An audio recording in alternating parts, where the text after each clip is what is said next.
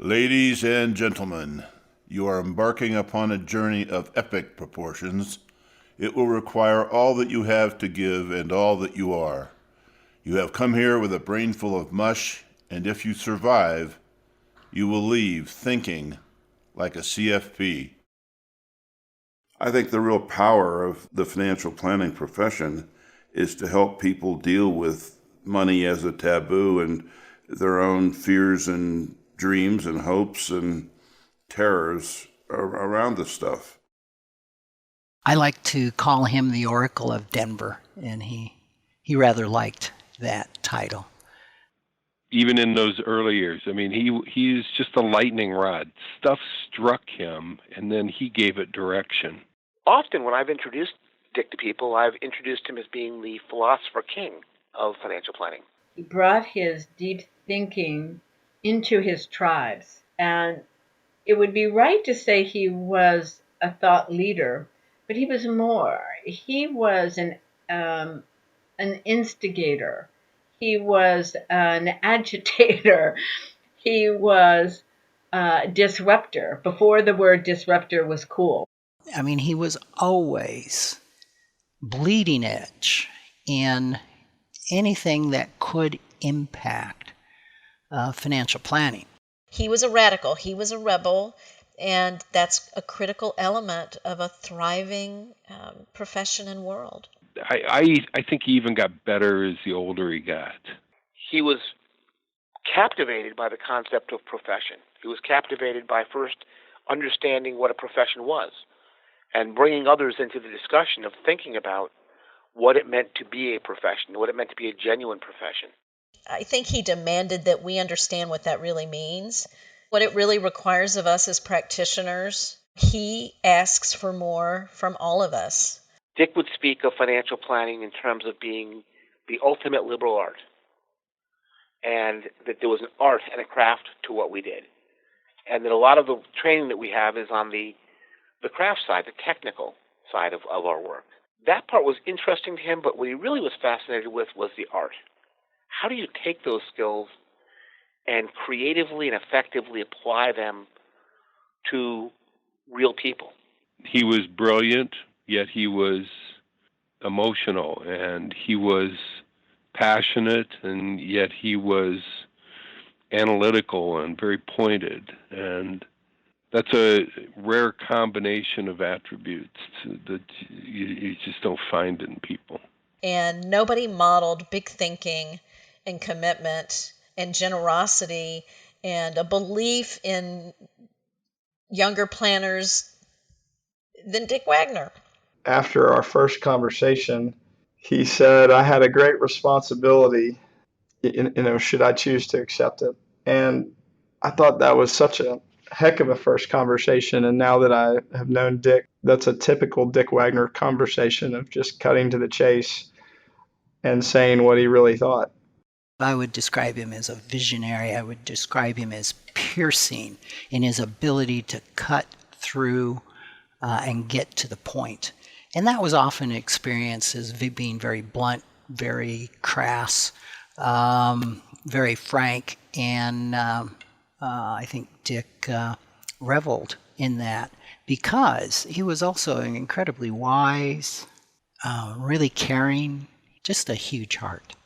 Dick anointed people, and I think he certainly anointed me. I would never have become president of FPA or seen myself as having that possibility. He sees things in people and he encourages it and invites it to show up in the world in a way I don't think I see anyone doing. He just had this gift of seeing people's gifts for what they are and seeing their greatness and wanting them to shine. And he did that for me. He could be counted on to be your friend. He was a wonderful listener. He offered excellent feedback, sometimes unsolicited, and you knew that as a friend, if you disagreed with him or didn't take his advice or do something the way he thought it should be done, that was not going to impact the friendship. The friendship would be genuine beyond that. It meant everything to him to have friends within this profession. He loved his family more than anything, Gail, Natalie, Jake. But he loved us too. He loved the people in this profession, and his challenges, I would say, come out of that. No matter what you're talking about, he would challenge you. It wasn't just financial planning. It was like any part of a conversation. But then you say something back to him, and they might go, "Well, yeah, that's true."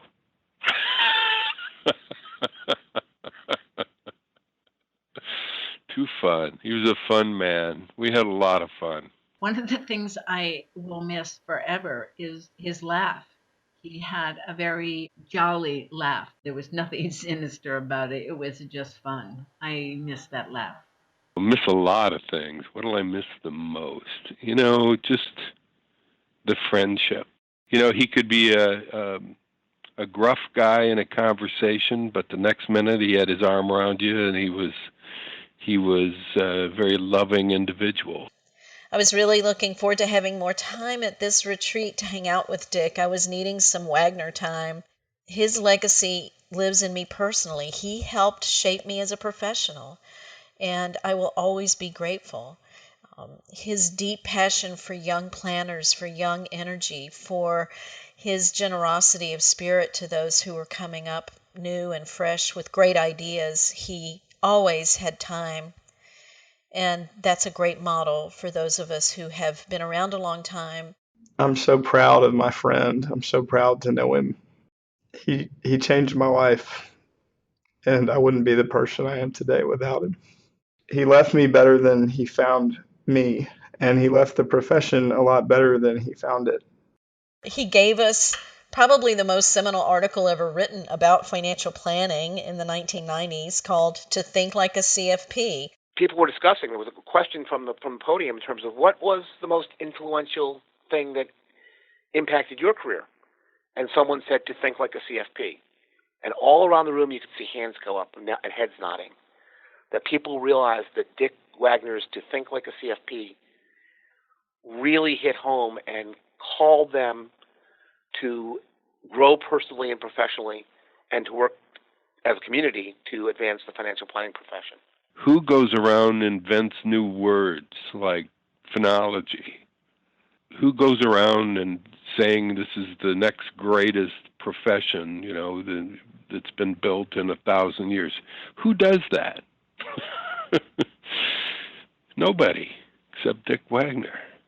When I think of a Wagnerism, it isn't just a cute turn of phrase, which he was pretty good at, but he also had a way of compacting this great big idea into something that was digestible. The one thing Dick had on his heart for many years was his book. He carried the idea of that book for 10 or 15 years, and he was so proud of coming forth with that, which I think really wraps up his life's work. And I think what he's doing with 3.0 is he's posing a whole different way to approach money, a different way of looking at responsibilities around money, and different ways for the profession to take on the responsibility of being money guides. I think Dick gave us and continues to give us through his work a grander identity and a truly more noble purpose. A common refrain is not to discount what we do as a profession and realize that we have a responsibility and can do more. Repeatedly, his message to me was not to discount who I was as a person. And in his book and in his life, I see him saying the same thing to the financial planning community. I just hope all of us keep Dick's voice in our ear saying, keep moving this thing forward to not what it could be, but what it should be.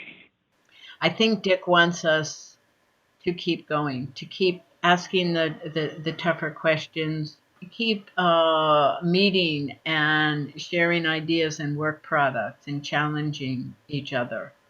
He's poured his heart and soul into us, And I think he would just tell us to go forth and to continue what he started. And I think he would want us to keep true to the calling of what he believed it means to think like a CFP. But Dick, my friend, at the heart of it, you were my friend. You were Anam Cara for me. You mattered in my life, and your work mattered. And I love you, my friend.